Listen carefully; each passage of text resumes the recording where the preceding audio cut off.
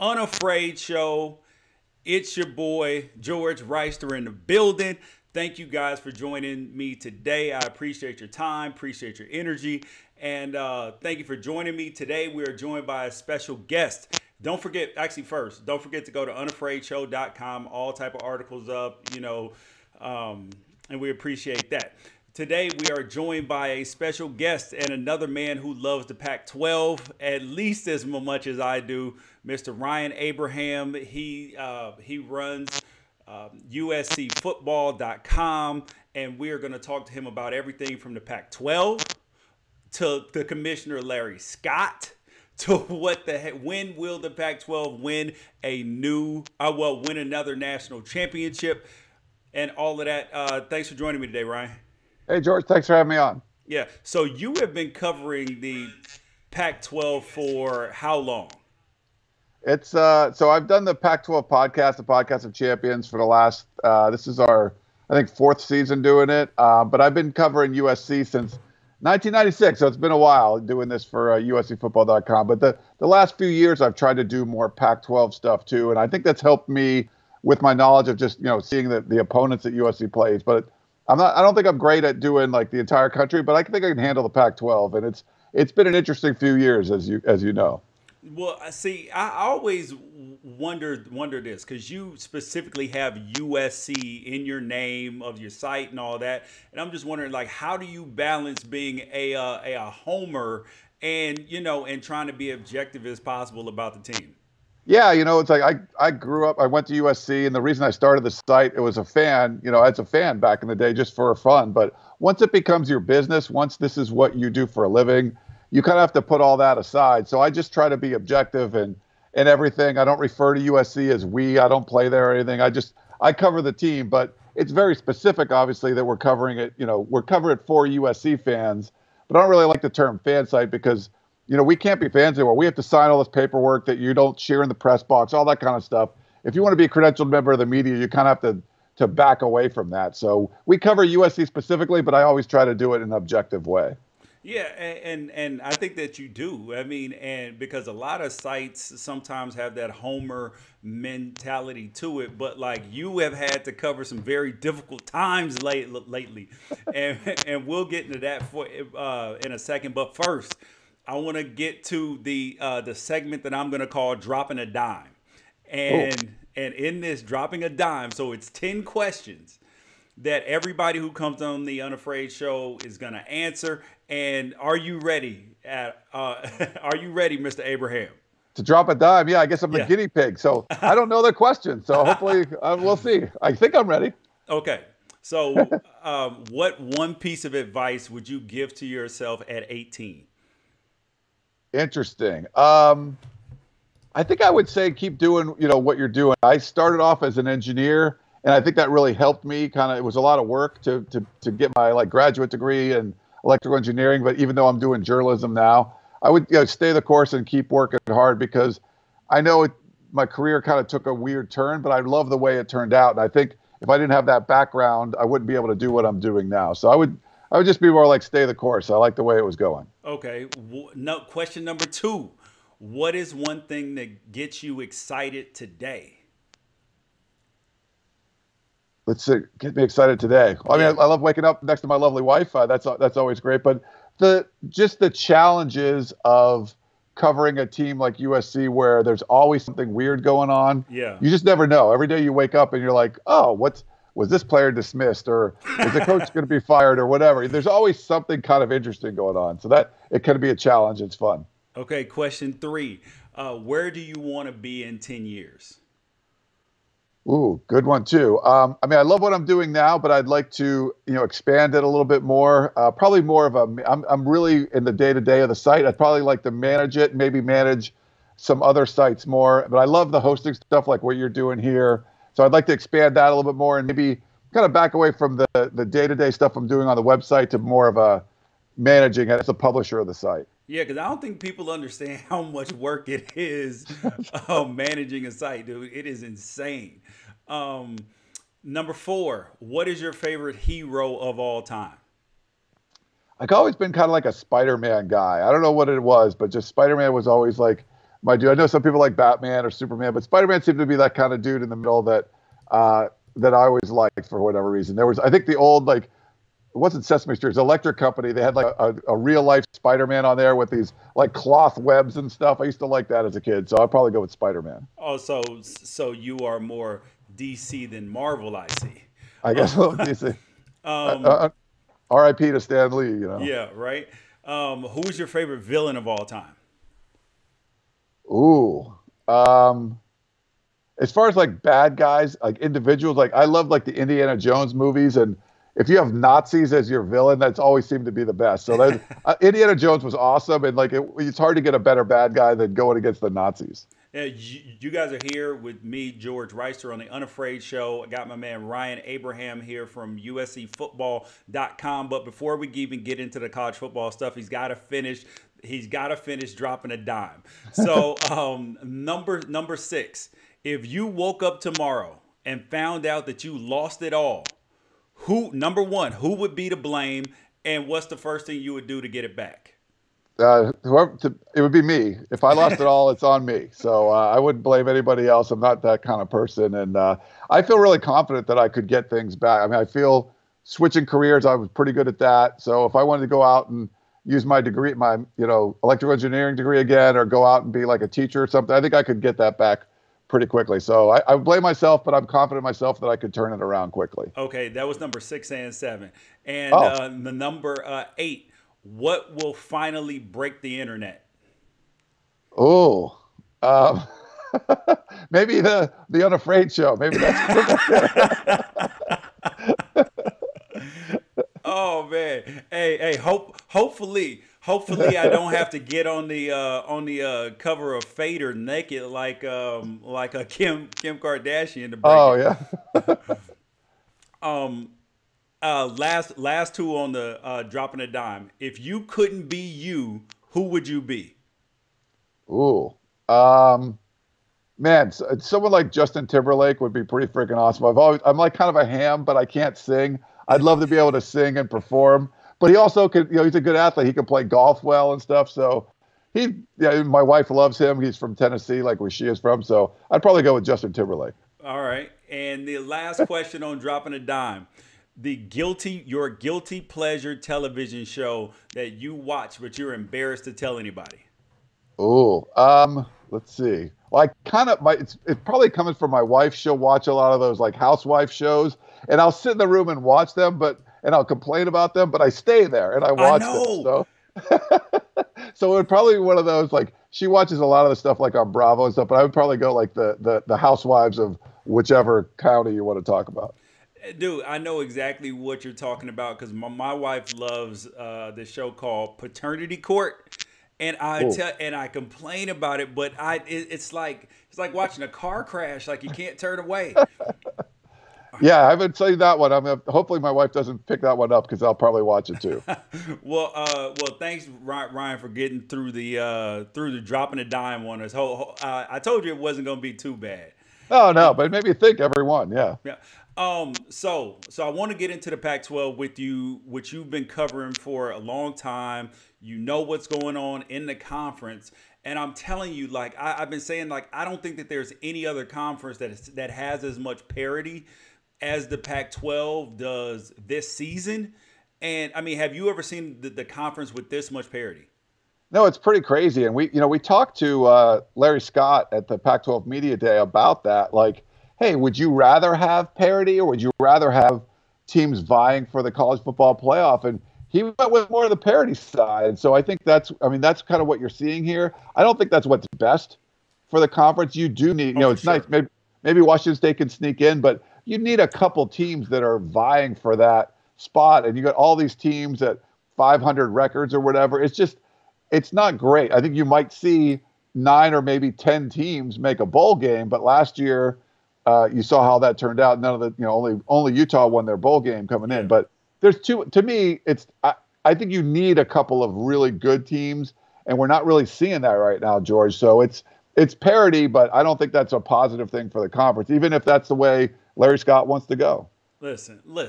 I don't believe anything that Larry Scott is selling me at this point in time. Because I asked him a question at Pac-12 Media Day too. I was like, "Are you concerned about the lack of a national championship in the Pac-12?" And his answer was, "Oh, well, we're just concerned about all the sports." But like we know that football matters the most. Like in college sports, football matters the most because it funds every other sport. So like, so how can I believe what he's talking about and what he's trying to sell us when at no point, I mean, when you have to win in football. You have to. And I think football and men's basketball, obviously the two biggest revenue generating sports. And you haven't seen a men's basketball championship in the Pac 12 this century. 2004, the last time for a Pac 12 men's NCAA football championship. So that's a long drought. And you're not seeing the Pac 12 just breaking through and even really getting close. You got Oregon make the Final Four a couple of years ago. That was nice. But, this past year, no one made it past the first day of the NCAA tournament.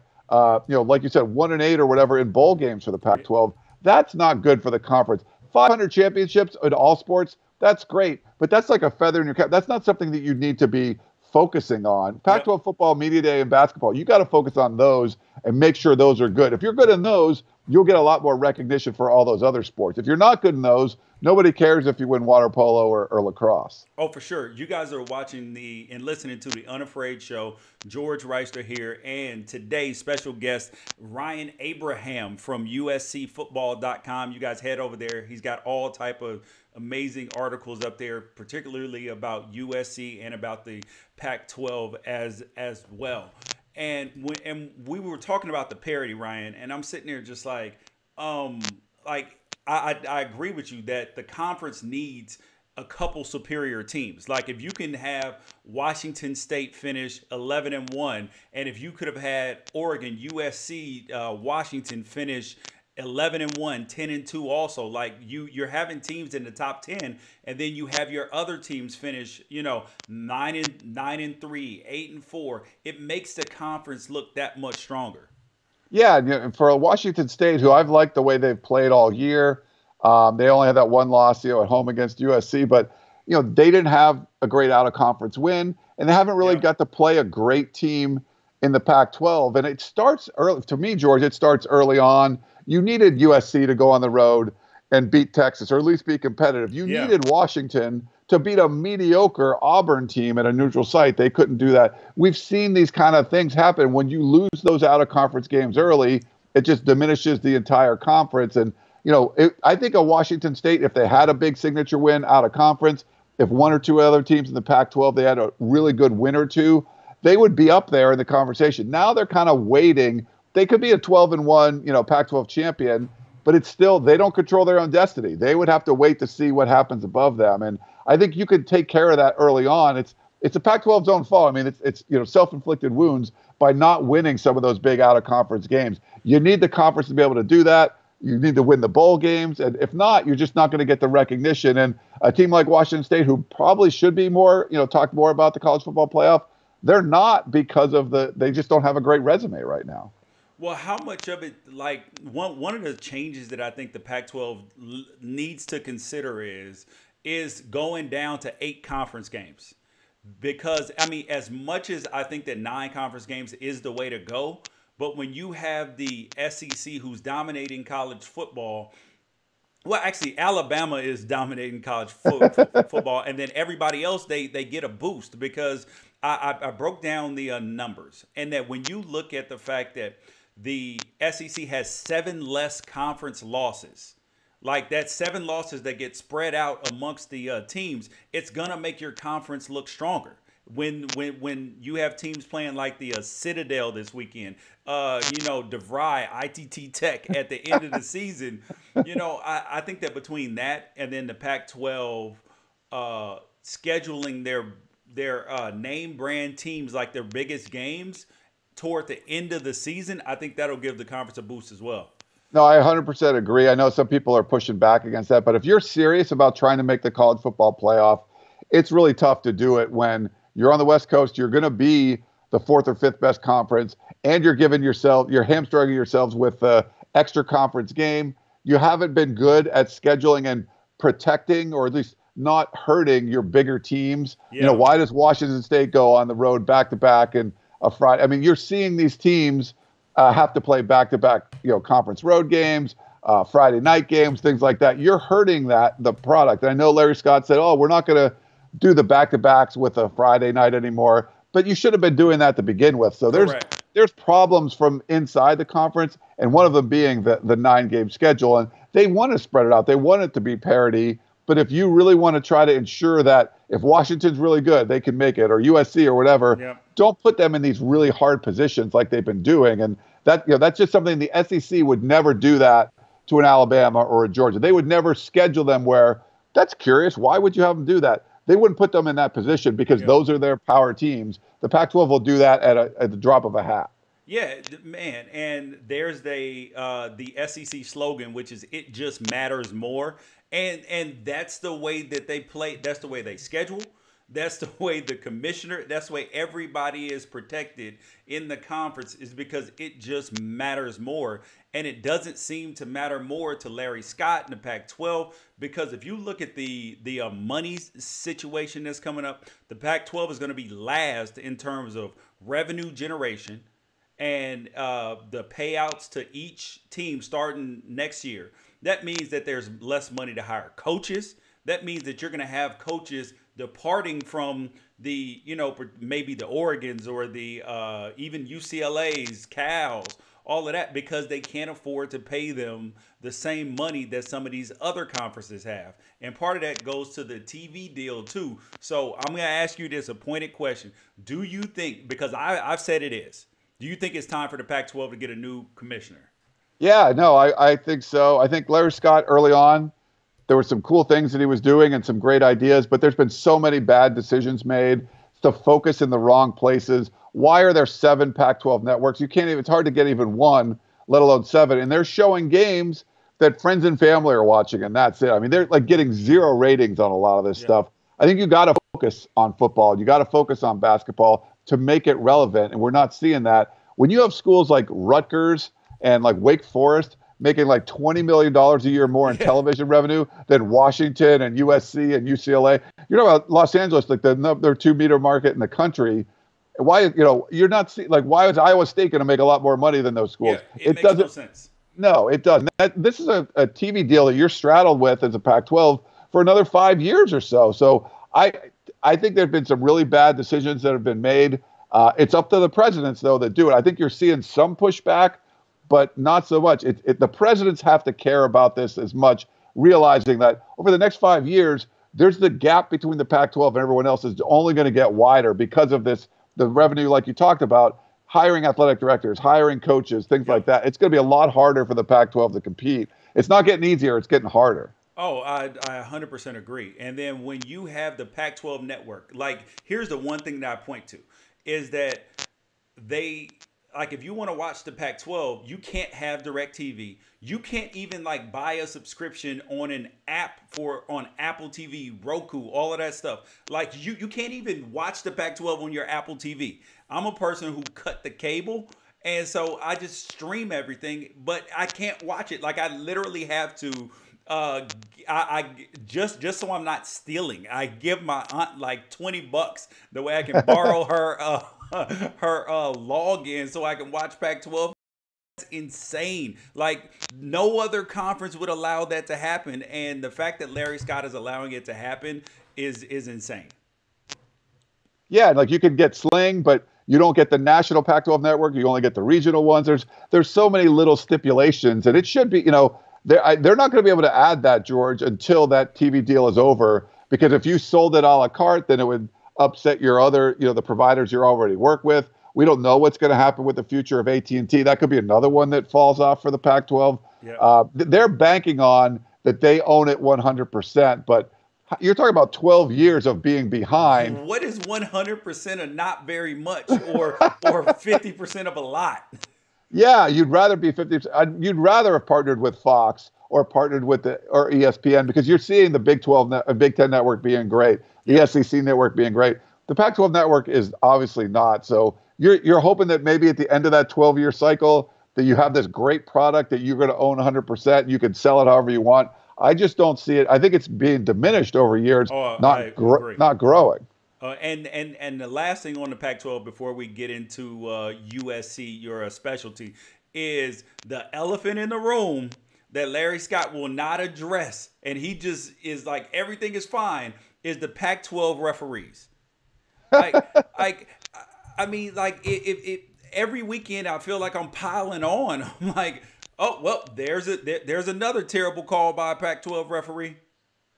Yeah, I think they brought in some good people to try to help with that. But if you're not giving them autonomy to just run things, when you had the scandal that we had earlier in the year, where you have some executive on his couch is making a phone call into a game, impacting the outcome, and that's Washington State's only loss. Like you could be talking about an undefeated Washington State if there wasn't for a meddling Pac-12 executive. That's insane how they would be involved. And to think that's only happened one time, there's no way. That referee would have never wrote down on his report that this was going on if it was a one-time thing. It's had to have happened multiple times. So this is something I think it's at the top, George. It's not just, bad referees. You got to be able to you want to fix this from the very top. I just don't think they were dedicated to it. I think obviously they wanted to have their hand in the pie and influence things. That's just bad. I mean, for the integrity of the game, for the integrity of the conference, it just is a horrible, horrible look. No one believes this was an isolated incident, and I don't think they're dedicated to fixing it, George. But they need to because it's a real problem in the conference. Oh, and the fact that Larry Scott, when everybody cried out about the Washington scandal, everybody's like, I'm sorry, Washington State USC game. It was the hit with Porter Gustin, right? Yeah. And everybody's like, okay, well, if it didn't happen, well, then how about you open up the books that way everybody can see? And when you won't do that, then everybody's like, okay, well, then we know that this has happened before, which is completely out of bounds. Yeah, there's no transparency whatsoever. If you wanted to say, hey, here's what we're doing, they're not being transparent. We don't get to talk to the referees. We don't get to get, what's going on when all the coaches aren't allowed to talk about any plays they submit to the conference that they feel were in error, that they get reviewed. No, the Larry Scott said, oh, we review all those things and we talk to the coaches, but they're not allowed to say anything about that. We don't hear anything about it. So it's not transparent. They try to keep everything in-house. And when you're doing that, it obviously looks like you have something to cover up. And it totally seems like the Pac-12 does. Yeah, I 100% agree. Now I want to get to your bread and butter, USC. And the first question is a hard question I'm going to ask you with. So if I told you at the beginning of the season that Cal would beat USC and Washington by scoring a combined 27 points, what would you have said to me? I'd say, you're crazy, George. You should probably stop doing that. No way. Yeah. Cal's legit. Like, the defense is legit. The offense is not that good. And I think what we've seen from Cal is when they were using two quarterbacks, it just didn't seem to work. And I said going into the USC Cal game, if they just stick with Chase Garbers and they don't turn the ball over a bunch, they'll have a real chance in this game. The defense will keep them in it. They were down 14-0. It looked like it could have been 17-0 or 21-0, but the Cal defense held. USC screwed up a little bit, and once they got that safety, it just seemed the floodgates opened and it went Cal's way. But I love the way Cal's playing right now. Tim DeRuyter, the former head coach at Fresno State, is doing a great job with the defense. I like Justin Wilcox, the way he hired, head coaches to be his coordinators. That's worked out really well for him. But for USC, it's definitely going in the other direction. And Cal, you can see some light at the end of the tunnel. For USC, you're not sure what you're seeing. Well, yeah, USC's now 5-5, and in the beginning of the season, like everybody picked USC except for me at Pac-12 Media Day. I did not pick USC to win the South. No, go on. I picked Utah, so I don't know who'd you pick. I actually picked Arizona to win the South. Oh, okay. And and they started out crazy slow, but when it comes to USC. So I read your article on USCfootball.com about the comments that Clay Helton had, USC's head coach, after practice. And he was talking about his job security. He wants to be there for 15 years, talk to the players, all of this. So my question to you is Clay Helton really on the hot seat? And if is, why doesn't he know? Yeah, he's on the Twitter hot seat. We know that. We don't know if he's on the actual USC hot seat. So we try to talk to as many sources as we can. We've heard a lot of mixed signals, but you heard Lynn Swann come out a couple weeks ago, and we heard he was going to do this. He went on the USC Trojans live show, which is like sponsored by USC. They do it once a week on the radio. And he came out and he gave him a vote of confidence, but he didn't say he's coming back for sure next year. What we were told was he had told some boosters that he's going to go on the radio and tell everyone Clay Helton's coming back no matter what at that point. That's before they lost to Cal, obviously before they played the next two games. And that set USC fans in a tizzy. Now, I don't know if Lynn Swann just backed off saying that or if he decided or he thought he said enough, but he did without saying it that far. But everything we've heard, a lot of what we've heard has been the administration would like to keep Clay Helton, not make a change. Because right now, George, they don't have a president. They got all these lawsuits. The Board of Trustees is dealing with a whole lot of other scandal outside, not that football has scandal, but outside of the problems with the football team. So in an ideal situation, if you're Lynn Swann, your signature move as an athletic director at a place like USC is hiring a football coach. This probably wouldn't be the ideal time where you don't even have a president that could back you up. So I get it. It makes sense to me that they would rather not. But the way USC is playing, it's almost like they're going to force Lynn Swann and the Board of Trustees' hand to make it, because you haven't lost 6-3. You hadn't lost November throughout Clay Helton's tenure. He'd never lost a home game. Now he's lost 2 in a row. And now you have a chance to lose to a 2-8 Chip Kelly. So my gut is, George, they would rather keep him, but he could play his way out of that by losing to UCLA, and then all the boosters and stuff just go on the phone and are like, yeah, Lynn, no way. Like, we're not giving you any more money. I think that would sort of force his hand.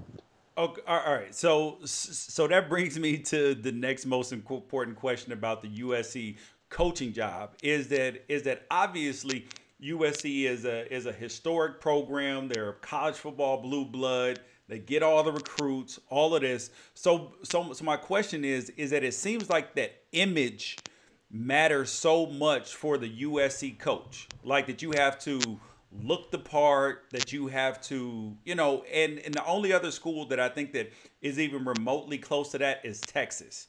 So like, how much of this season and the struggles are like more about image and vanity, like even more than the winning and losing? Yeah, no, I think that there's a certain level of expectation for the fans, for sure. But I think they would embrace any coach that was winning, and they didn't like even Mike Leach. Yeah, someone like that might be. For me, he would be great. He'd be great at every press conference and stuff. But USC's hiring process has always been kind of strange. The last few they've brought it's like this family, George, where they just want to get people that they're familiar with instead of going out and getting some established coach from somewhere else. If you get like a Matt Wells or so, you're looking at people that like have won at smaller programs and won really well, as opposed to, oh, he used to be an assistant on our staff, or, oh, he played football at USC. Let's go get him because we know who they are. It's like, I don't think you can, that's sometimes what alumni want. I think they're kind of over that now, George. They just like to get someone who can come in and win. Their last 3 athletic directors, including Lynn Swann, have all been football players at USC, and none of them have been a sitting athletic director before. So you're seeing the kind of direction that USC goes with a lot of these major decisions, and it's not really, bearing fruit. I mean, Mike Garrett did bring in Pete Carroll. That was great. But, Steve Sarkisian and Lane Kiffin and just,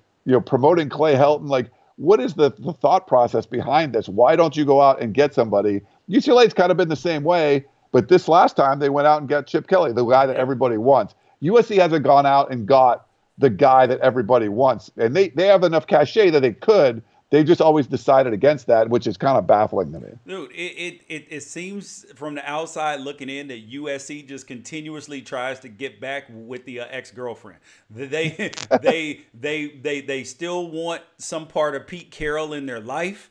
It happened with Sark, with Lane Kiffin, Ogeron. They just want to hold on to that, to that Pete Carroll, just please, Pete. Just please, just love us still. Instead of going to go out and try to hire a Matt Campbell or from Iowa State or Jeff Braun from Purdue, that makes more sense to me.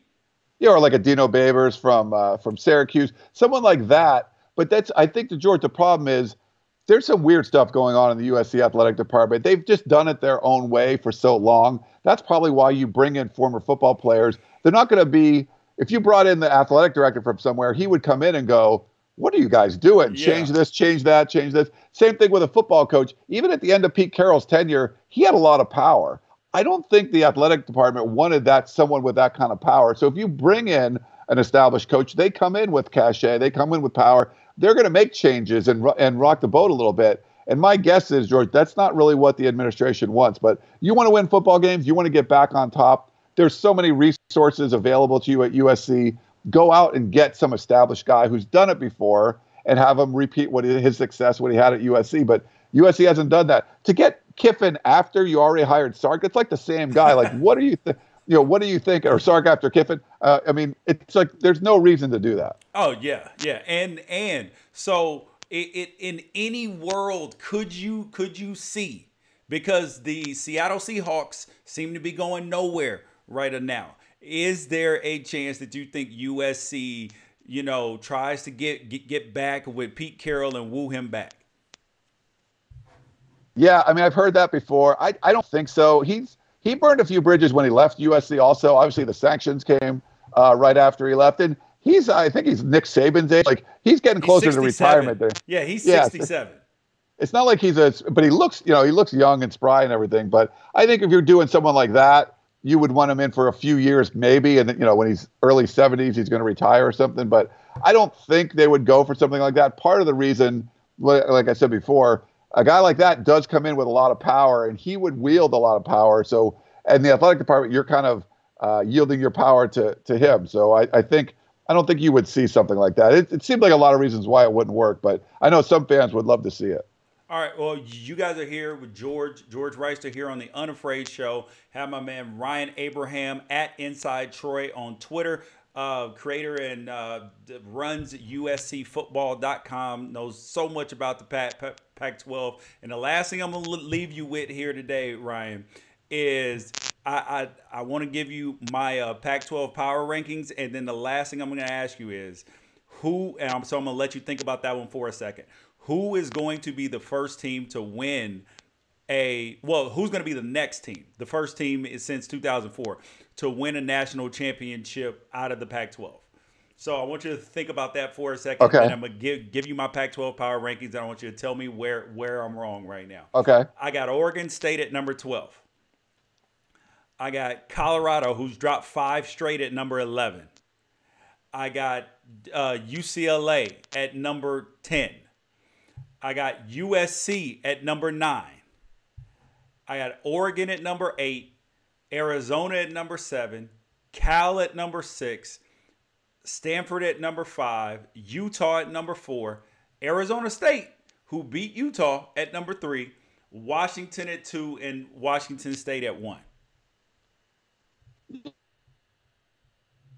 Yeah, I think I would have. I like the way, if I'm doing a power rankings, I like the way Utah's playing, even with their backups in there. So I'd have them up at number 3. But I think with the Utah, Stanford, Arizona State, you could kind of mush all those teams together. Like, I might have UCLA above or below Colorado instead of vice versa. But I think that's about right. I think it's clear Washington State's number 1. And then there's kind of this muddled mess after 2 after that. So, but yeah, I like the way Utah's playing. I would put them up at number 3. But they did lose to Arizona State recently, so you got to look at that. Yep. Yeah. So, and who's going to be the team to win a national championship first out of the Pac-12? Well, I mean, USC's got the best chance as always, just because they get 5-star athletes all the time. We're just not seeing them anywhere close right now. I think it's going to take them a little while to get back. I think if you want to go with coaches that you trust, I think I trust the David Shaw. I trust the Chris Peterson. I think the way Washington is going right now, I think they're probably the most likely to win. No, they haven't done it for a long time, but they seem to be set up pretty well. I thought Oregon would have a decent shot. They've not looked great under Cristobal. If you can't get that offense working with Justin Herbert, I'm not sure what's going to go on there. It might take him a little while to get there, but yeah. But Washington seems like they're the closest right now. I think all the inherited advantages of USC, if they get the right coach, they could turn it around pretty quickly because they they got 5-star athletes in their backyard. Yeah. But right now, I would probably say Washington. See, I would go okay, but there's a huge caveat with this is I would say either UCLA or Oregon, only Oh, because Chip Kelly. I mean, like he'll be able to recruit at UCLA. We know that he's been able to turn the team around from the beginning of the season to now. They're 2-8, but they clearly have been improving. And his offense, I think he's going to attract guys, and I think he's going to get good recruits. And then at Oregon, I think that I think they have the number 3 recruiting class in the country now. If they can hold that together and continue to put that in, and then they get the offense, like if you put enough talent surrounding a team and they play hard, they're going to win more games. So that's why I would say them. But I agree with you. If USC, if they get the head coaching thing together and get their kids to play hard, they will be just fine. yeah, UCLA is sort of like a penny stock right now with a great CEO. Like it's hard to pick them at 2-8, But Yeah. if you believe in Chip Kelly, I'm a little wary. I mean, I believed in him early, and I'm a little like, I'm not sure now, but you can see that. And I think him recruiting LA would be big. Oregon's going to have players, but the problem is I'm looking this year, they have players, and it's not performing that well. So Cristobal might need to change up the staff a little bit, but they've got the resources, they're in place. I could see them getting there. Just to me, Washington seems like they're the closest. UCLA, I think, will get there, but I don't think even UCLA, if Chip Kelly turns it around, it's not going to be like next year. It would probably be a couple years down the road. Oh, I 100% agree. Ryan, thank you so much for joining me today. Ryan Abraham, USCFootball.com, at Inside Troy on Twitter. He has a great podcast and a great live stream on USC regularly. Check out his Twitter. Anything else you want to let everybody know before we hop off? No, that's great, George. I really appreciate coming on and being the guinea pig for the Drop a Dime segment. All right, thanks, and good luck on. Well, actually, I'll be in attendance, and my wife's a UCLA alum, so I don't know if I should say good luck because, but Clay Helton might need it.